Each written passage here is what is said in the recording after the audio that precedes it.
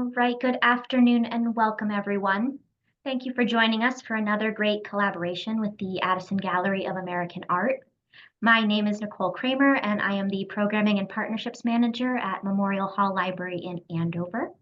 And I want to thank the numerous libraries who are joining in today's program.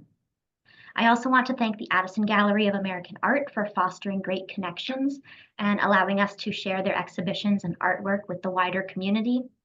The Addison Gallery is located on the campus of Phillips Academy here in Andover. It is free and open to the public, and if you are close to Andover, I encourage you to visit the gallery to enjoy their regularly changing exhibitions in person, including the Americans in Paris Artists Working in Postwar France exhibition that we will be learning more about today. It will be on display through January 5th.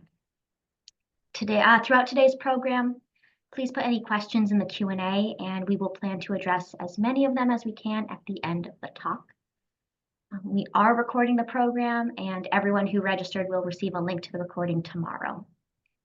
Today, we are joined by Debra Bricker Balken, an award-winning independent curator, scholar, and writer who has assembled numerous exhibitions on subjects relating to American modernism and contemporary art for major museums internationally.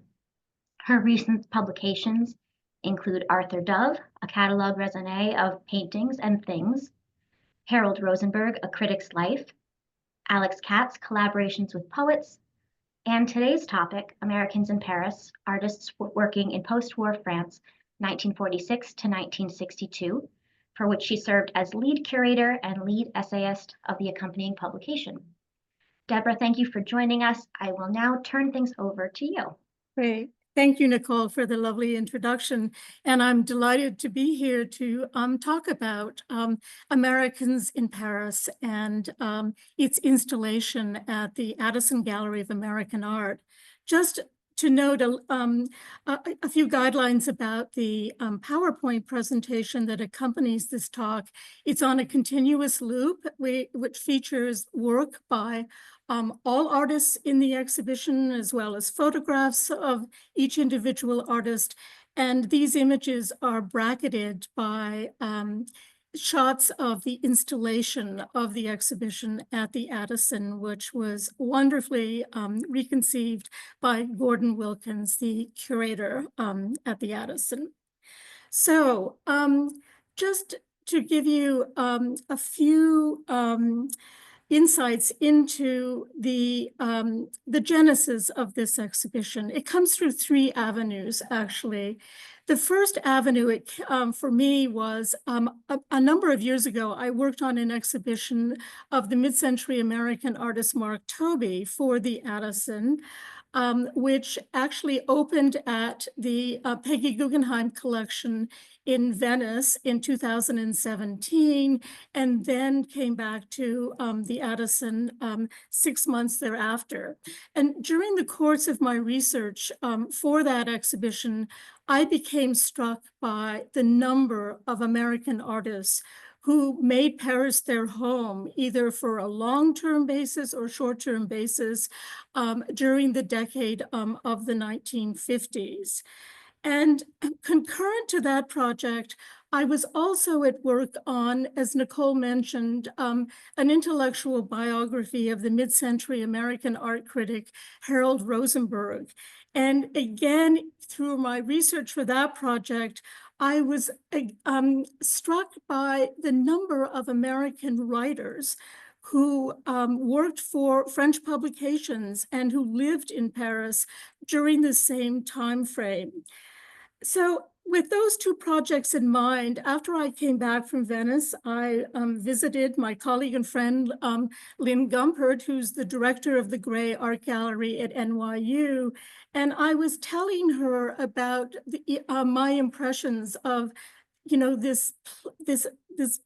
great numbers of figures from the United States who made their way to Paris post World War II. And it happened to be at the time that the Gray Art Museum had an exhibition up called Inventing Downtown. And as we walked through that exhibition together, Lynn and I began to enumerate not only artists who were in that exhibition who had spent time in Paris, but many others. And so we decided to join forces and to work on an exhibition that would highlight this under-researched topic. There has never been an exhibition that has been devoted to the subjects of Americans in Paris, nor has there been a publication. So the show got underway in 2017. It gestated for a 7-year period, slightly derailed by the pandemic. We brought the publication out a couple of years earlier, however, because it was ready to go. And I became the lead curator, the lead essayist, and did the primary research on the exhibition. So what about the dates for this show? It spans 1946 to 1962, a 16-year period. And there is a key reason why we opened this exhibition in 1946. Paris, as you probably all know, was liberated from the Third Reich, from the Nazi regime in 1944, and the war was brought to an end subsequently thereafter in 1945. But shortly before the end of the war, President Roosevelt actually signed into a key piece of legislation called the Servicemen's Readjustment Act, which was colloquially known as the GI Bill.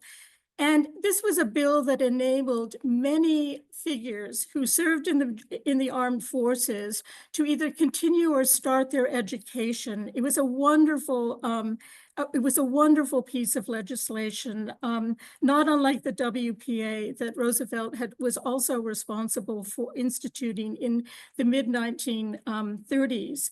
So with this bill, many artists and writers, including other figures from other disciplines and professions, were able to partake of a monthly stipend of $75 a month, plus $25 a month for books, an additional $25 if you were traveling with a spouse, and another $25 if you had been disabled or wounded during the war.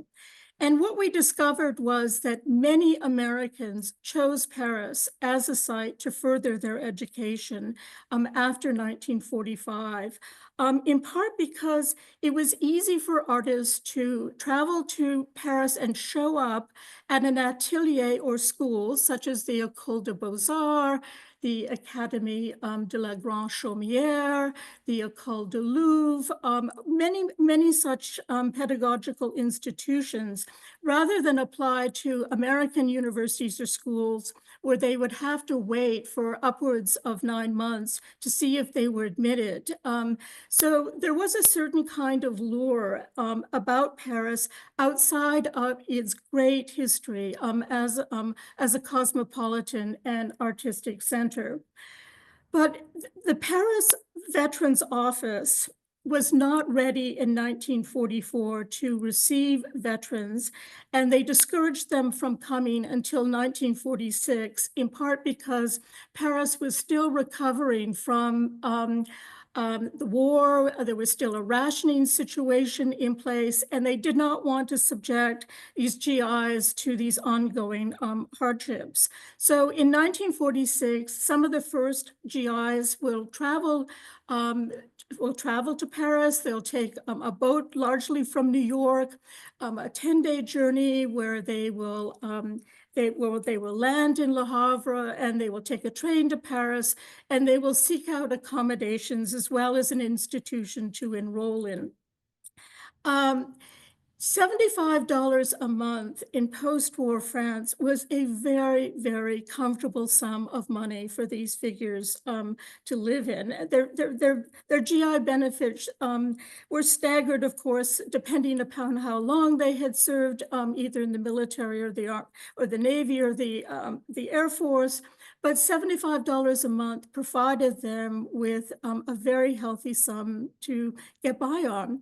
They rented hotel rooms, which would double as studios. They sought out some of these ateliers and schools to enroll in, and they, for the most part, would spend a lot of their time in the cafes on the left bank where they took their meals and got to know each other. So some of the earliest figures who traveled to France include Kenneth Noland, Ellsworth Kelly, Herbert Gentry, Jack Youngerman, and then by 1950, these numbers begin to swell, and we see figures such as Sam Francis, who was also on a GI Bill, will travel to Paris and establish a base. The interesting thing about our American figures, however, is once they got to France, once they enrolled in these various schools and universities, they found the pedagogy completely backward, retro, and wanting. And so they rarely attended classes. They would show up once a week just so that their benefits would not be jeopardized. And again, they spent their time in their hotel rooms, working, traveling throughout France, seeing collections, and socializing with each other. So by 1950, the numbers of American GIs who were studying in Paris, studying various disciplines, had swollen to over 400 figures. And we had a very hard time, as you can imagine, paring our checklist down to the figures who appear in the show. But we have divided it into two sections. One section is the main section, which focuses on the work of some 25 figures, and we explore their work through at least 3 or 4 pieces per artist. And then we have conceived of what we refer to as the salon section, where we want to give the viewer to the exhibition some idea of just the range of artists who were in Paris at that time, such as, Louise Bourgeois, Louis Calcagno, various figures. Although the primary difference also too is that the figures in the salon section did not spend nearly the amount of time that many of these figures in the main section did. For instance, Ellsworth Kelly spent 6 years in Paris. He will land in 1946, leave in 1954. Sam Francis will spend almost a decade in Paris after he arrives in 1950. Jack Youngerman, 8 years or more. It was a commitment. And while these figures, for the most part, again, reacted against the kind of the pedagogy that was offered to them at these various educational institutions, they nonetheless would exhibit at various salons throughout Paris. And I'm thinking of salons such as the Salon de Tom, the Salon de Maille, the Salon des Réalités Nouvelles. And it was there again that they met many of their American confrères. Although one of the kind of unifying declarations that I found throughout my research for this project was that most of these figures sensed a distinct hostility towards the American presence in post-war France. Of course, these figures, had means. They were not subjected to the kinds of hardships that the French had endured actually for a very long stretch. The decade of the 1930s, for the most part, was given to a deep economic recession that was then followed by the occupation of Paris and a war. And so there is the contrast that you find in the interviews that have survived from many of these artists and writers is extremely stark. Even figures like Jack Youngerman, who married a French actress by the name of Delphine Seyrig. I'm thinking of her movie, The Day of the Jackal, which I'm sure many of you saw, and was admitted into a fairly illustrious intellectual French family, still sense that there was this kind of deep hostility towards Americans. And eventually that would become one of the incentives to return home to the United States. But of course, there were other reasons why these figures did not make their Paris their permanent home, although there were exceptions that I'll mention in a bit. As of 1950, there were a number of exhibitions that were given to mid-century American painting in Paris. And I'm thinking of exhibitions that were organized by institutions such as the Museum of Modern Art in New York that would travel throughout Europe, would land in Paris. And for many of our American artists in this exhibition, these constituted their first deep experience of what would become known as abstract expressionism or the New York School. And with that, some of our figures, wanted to return home, wanted to go back to New York, wanted to seek out new exhibition opportunities that were developed primarily through artist-run galleries in Lower Manhattan, hence the Inventing Downtown show at the Gray Art Museum. But for the most part, figures would stay in the main section for upwards of 6 or more years. So the exhibition is organized again in these two sections, and in the main section, we have included figures, we've clustered figures with like-minded aesthetic sensibilities. Like, for instance, in one section is devoted to the work of Ellsworth Kelly, Jack Youngerman, Robert Breer, William Klein, and Ralph Coburn, all of whom pursued what we would refer to as geometric abstraction, a kind of hard-edge geometric abstraction. Other sections will include figures who, again, overlapped both socially and aesthetically, such as Sam Francis, Claire Falkenstein, Mark Tobey, Paul Jenkins. And until we get to the mid-1950s, when the situation or the exhibiting situation in Paris begins to change somewhat. I mentioned that most of these figures showed initially in the salons in Paris. Very, very few French dealers were interested in picking up their work, with the possible exception of a figure by the name of Michel Tapier, who doubled as both a dealer and as a critic, and who was deeply interested in the work of Mark Tobey, as well as Sam Francis. And it's really Sam Francis that Tapier, along with another French writer by the name of Georges Dutuy, will put Sam Francis on the map. And I mention this in part because even though these artists would eventually show at salons, some at temporary exhibition spaces, there were very, very few sales for their work, which was part of the reason why many of these figures would have to return home, to the United States, because their GI benefits would run out. So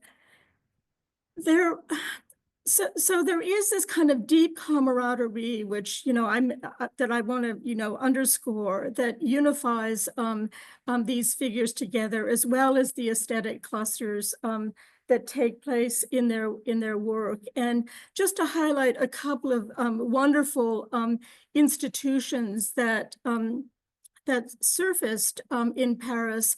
One of them was a gallery by the name of Gallery Wheat, which was an artist cooperative, an artist-run gallery that was founded by some of these American GIs, such as Shinkichi Tajiri. Sam Francis was also a part of this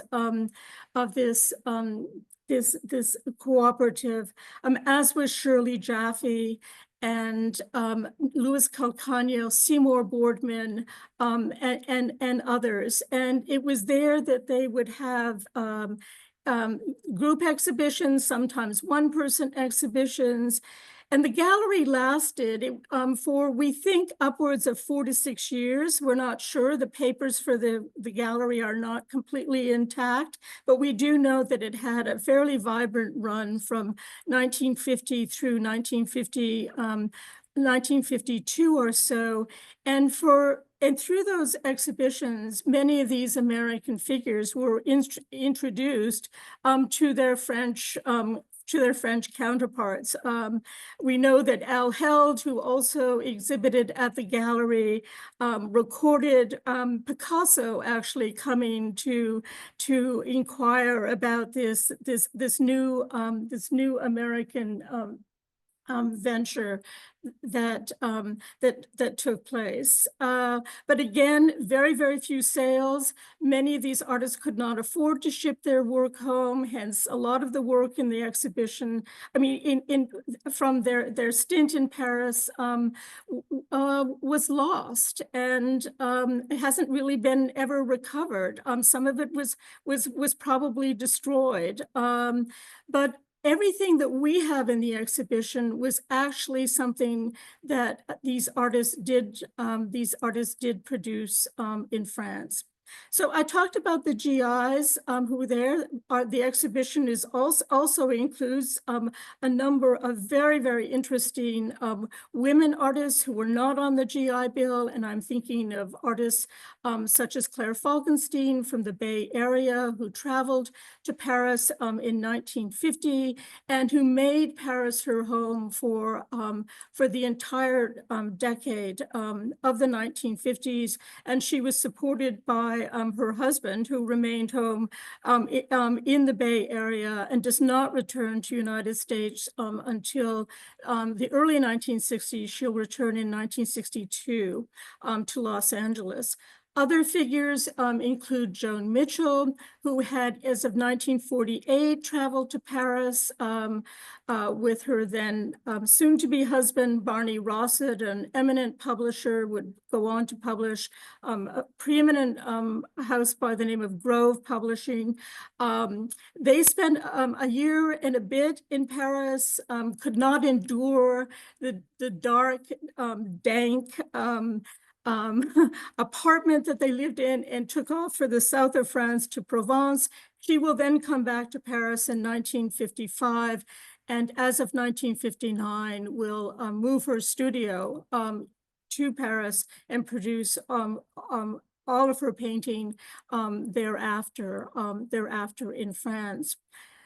So some of the other figures include Shirley Jaffe, who was there through the auspices of her husband, who was on the GI Bill. Shirley Jaffe will be one of those figures who will remain in France. She was a figure who wanted to return to New York, but unfortunately she undergoes a divorce when she's in France and can't afford to return to United States, in part because the living had become, rather expensive in New York as of the late 1950s or 60s, or at least much more expensive than the situation in France. I'd also like to talk about, some of the discoveries that we made during the course of this exhibition.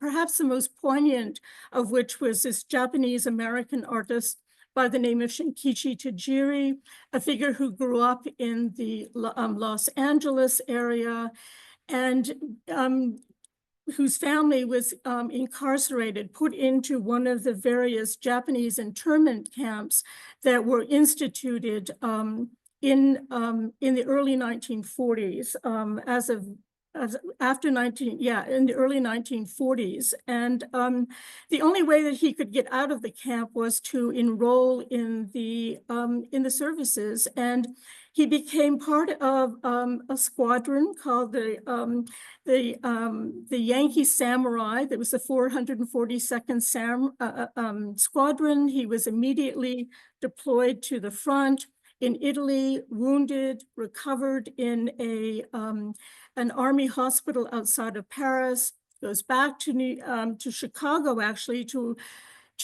use his GI benefits at the Art Institute, and will encounter extraordinary racism and return to Paris, and will live in Paris through the mid-1950s until he will make Holland his permanent home. So many of the figures also in this exhibition, or some of these figures, I'm thinking both of writers and of artists, such as James Baldwin, who will make Paris his home as of 1948, along with Buford Delaney, a friend of his from New York, who will follow Baldwin to Paris in the early 1950s, will leave the United States to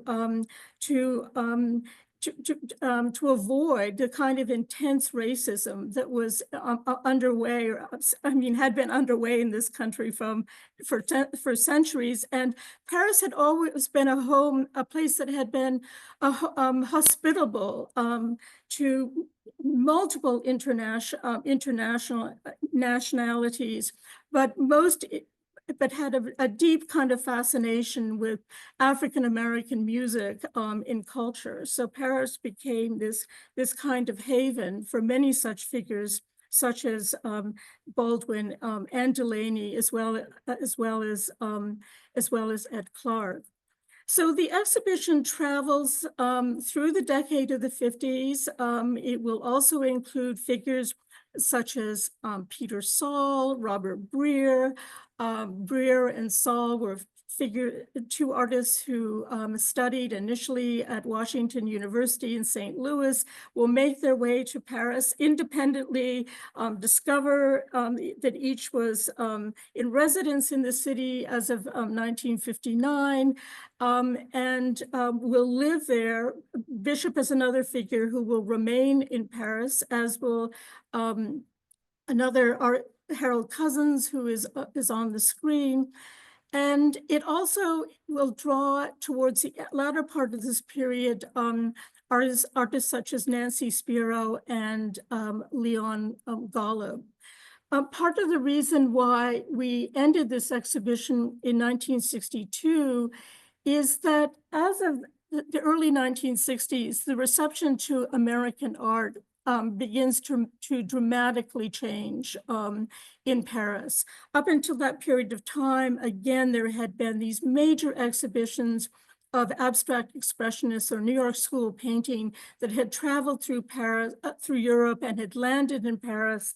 But in 1962, the reception to that work again undergoes a deep change. And part of the reason why it changes is that a dealer by the name of Ileana Sonnabend, based in New York, will open up a satellite branch of her gallery in Paris, and she will begin to exhibit the work of newly emergent figures associated with the pop art movement. Initially, she will show Jasper Johns and Robert Rauschenberg, and then figures such as Andy Warhol and Roy Lichtenstein. And so the fascination for American art on the part of the French begins to shift towards this new pop movement.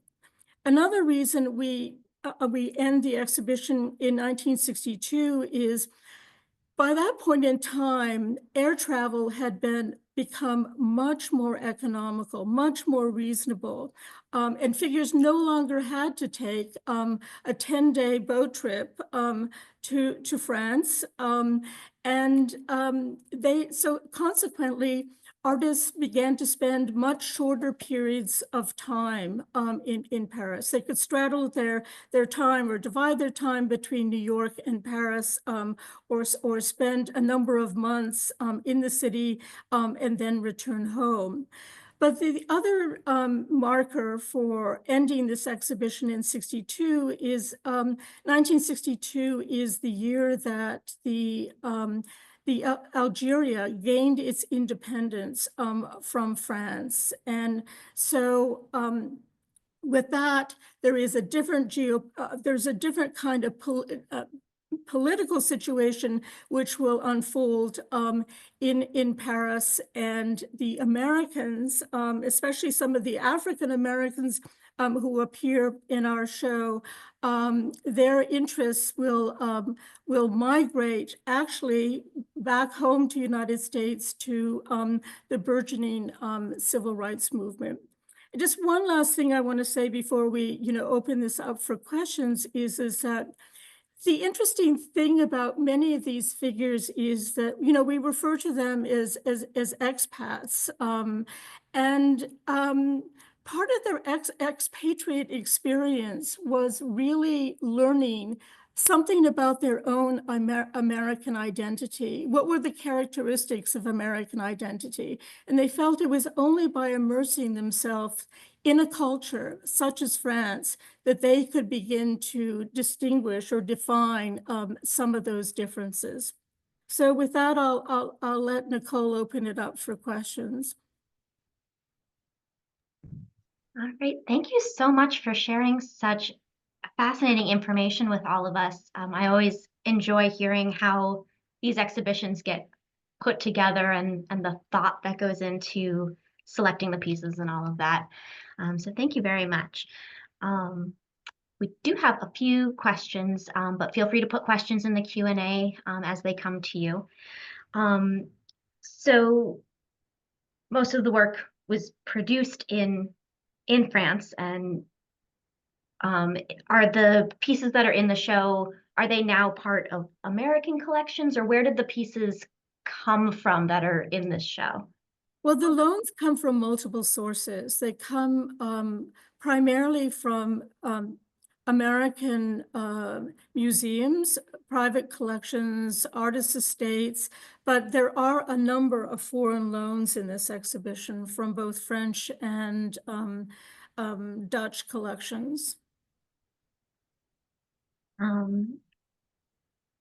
One thing, when you were putting together this show, were there any must-have either artists or specific pieces that you had in mind that you just were particularly drawn to and knew needed to be included right from the outset?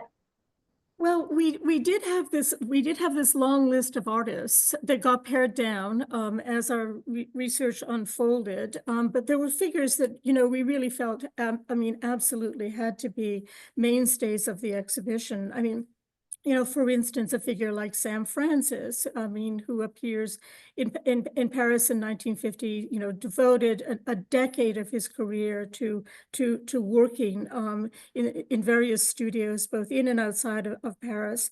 He was somebody who was crucial, as were figures like Ellsworth Kelly, Joan Mitchell,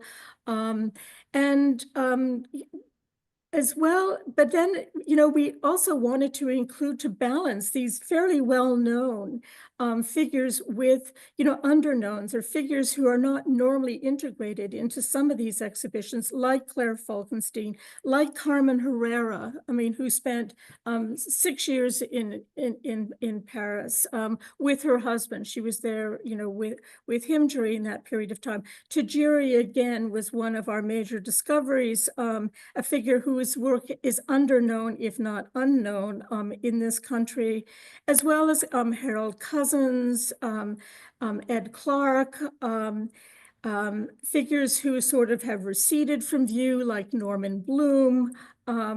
Yeah, so there's that was the balance that we aimed to strike. Right, there's a question that kind of dovetails really nicely with that. They want to know, how did you find these works? Did you did you already know where most of them were, or did you have to do a lot of research to find some of those lesser known artists and works? A lot of research went into this exhibition. I mean, at least 5 years of research before I started writing, my lead essay for the exhibition. And during that research, we came across, key works that we thought were, essential for the show, which do appear in the show. A lot of travel for research. I mean, most of the travel for research for this show was undertaken before the pandemic. Lynn and I took at least 4 trips to Paris. We also went to the Netherlands to meet Shinkichi Tajiri's family. And yes, so that's how it unfolded. Yeah. A lot goes into it, yeah. Yeah.